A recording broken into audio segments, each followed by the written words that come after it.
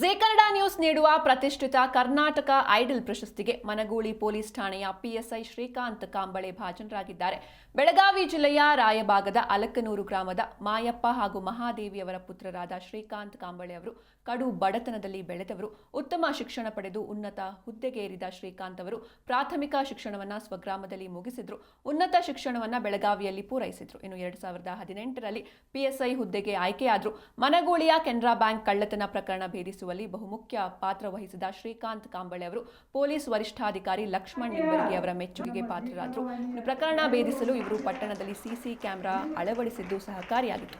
ಶ್ರೀಕಾಂತ್ ಕಾಂಬಳೆ ಅವರಿಗೆ ಜಿ ಕನ್ನಡ ನ್ಯೂಸ್ನ ಪ್ರಧಾನ ಸಂಪಾದಕರಾದ ರವಿ ಎಸ್ ಗೌಡ ಅವರು ಅಲಕನೂರಿನಲ್ಲಿ ಪ್ರಶಸ್ತಿ ನೀಡಿ ಗೌರವಿಸಿದರು.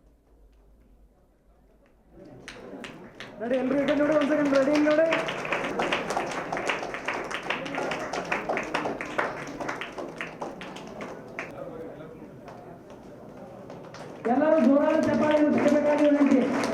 ಈ ಸತ್ಕಾರ ಸಮಾರಂಭ ಮುಗಿಯುವವರೆಗೆ ಎಲ್ಲರೂ ಚಪ್ಪಾಳೆಯ ಮುಖಾಂತರ ಅವರನ್ನ ಅಭಿನಂದನಾ ಕಾರ್ಯಕ್ರಮವನ್ನ ಪ್ರಾರಂಭಿಸ್ತಾ ಇದ್ದೇವೆ. ಈ ಅಭಿನಂದನೆ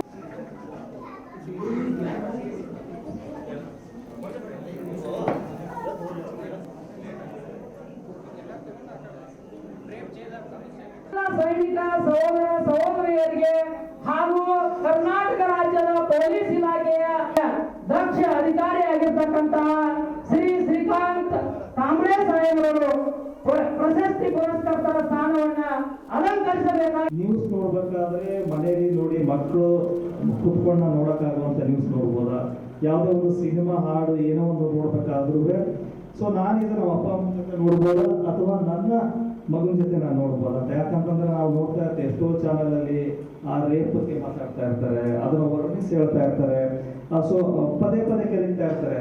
ಸೊ ನಾಳೆ ನಿಮ್ಮ ಮಗ ಬಂದ್ಬಿಟ್ಟು ಅಪ್ಪ ರೇಪ್ ಅಂದ್ರೆ ಏನು, ಸೆಕ್ಸುವಲ್ ಅಸಾಲ್ಟ್ ಅಂದ್ರೆ ಏನು ಅಂತ ಕೇಳಿದಾಗ ಹೆಂಗ್ ಉತ್ತರ ಕೊಡ್ತಿಲ್ಲ. ಸೊ ಅದಕ್ಕಿಂತ ಬೆಟರ್ ಏನಂತಂದ್ರೆ ಅವರ ಜೀವನನೇ ಇನ್ನೊಬ್ಬರಿಗೆ ನೀತಿ ಪಾಠ.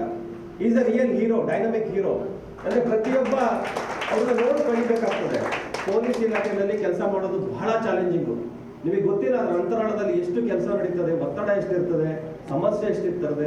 ಕೆಲಸ ಮಾಡಕ್ಕೆ ಬಿಡೋದಿಲ್ಲ, ಕೆಲಸ ಮಾಡಿ ಅಂತ ಮುಂದೆ ಹೇಳ್ತಾರೆ, ಕೆಲಸ ಮಾಡಕ್ ಬಿಡೋದಿಲ್ಲ, ಅದು ಬೇರೆ ಮಾತು. ಆದ್ರೆ ಅದರೆಲ್ಲ ನಡುವೆ ಒಂದು ಇಷ್ಟು ದೊಡ್ಡ ಪ್ರಕರಣವನ್ನ ಭೇದಿಸ್ತಾರೆ ಅಂತಂದ್ರೆ ಇದು ಇಸ್ ನಾಟ್ ಒಂದು ಸಿಂಪಲ್ ಆಗಿರೋ ವಿಚಾರ ಅಲ್ಲ ಸರ್. ಎಷ್ಟೋ ಜನಕ್ಕೆ ಸಾಧನೆ ಮಾಡಿದಾಗ ತಂದೆ ತಾಯಿಗಳಿಲ್ಲ ಸರ್. ನಮ್ಮ ದೋಸ್ತ ಬಂದು ಹೇಳ್ತಿದ್ದ, ನಮ್ಮ ಊರಾಗ ಸನ್ಮಾನ ಮಾಡಕ್ಕೆ ನಮ್ಮ ಅಪ್ಪ ತೀರ್ಕೊಂಡು ಹೋದ, ನಮ್ಮ ಅಪ್ಪ ಇರಲಿಲ್ಲ ನನ್ನ. ಬಟ್ ನಾನು ಭಾಗ್ಯವಂತ. ನಮ್ಮ ತಂದೆ ತಾಯಿ, ನನ್ನ ಬೆಳೆಸಿದಂಥ ನನ್ನ ಕುಟುಂಬ, ಆಮೇಲೆ ನನ್ನ ಜೊತೆ ನನ್ನ ಬಾಲ್ಯದಲ್ಲಿ ಓಡಾಡಿರ್ತಕ್ಕಂಥ ನಮ್ಮ ಊರು ಹಿರಿಯರ ಮುಖಾಂತರ ಒಂದು ದೊಡ್ಡ ಸನ್ಮಾನ ಮಾಡಿದ್ರು ಸರ್. ನಾನು ಇಲ್ಲಿ ಬೆಂಗಳೂರಾಗ ಬಂದು ತೊಗೊಂಡ್ರು ನನಗೆ ಇಷ್ಟು ಖುಷಿ ಆಗ್ತಿತ್ತಲ್ಲ ಅಂತ ಗೊತ್ತಿಲ್ಲ ಸರ್. ನಮ್ಮ ಊರಿಗೆ ಒಂದು ದೊಡ್ಡ ಹಬ್ಬ ಸರ್. ಸಬ್ ಇನ್ಸ್ಪೆಕ್ಟರ್ ಆದ್ರೆ ಇಡೀ ಊರಿಗೆ ಒಂದು ಬ್ಯಾನರ್ ಕಟ್ಟಿದ್ರು ಸರ್. ಮತ್ತೊಂದು ನಾನು ಬಹಳ ಮಿಸ್ ಮಾಡ್ಕೋತೀನಿ, ಊರು ಹಿರಿಯರು. ಕಾಕಾರ ಸಾಹೇಬ್ರ ಕಾಕಾರ ಬರ್ರಿ.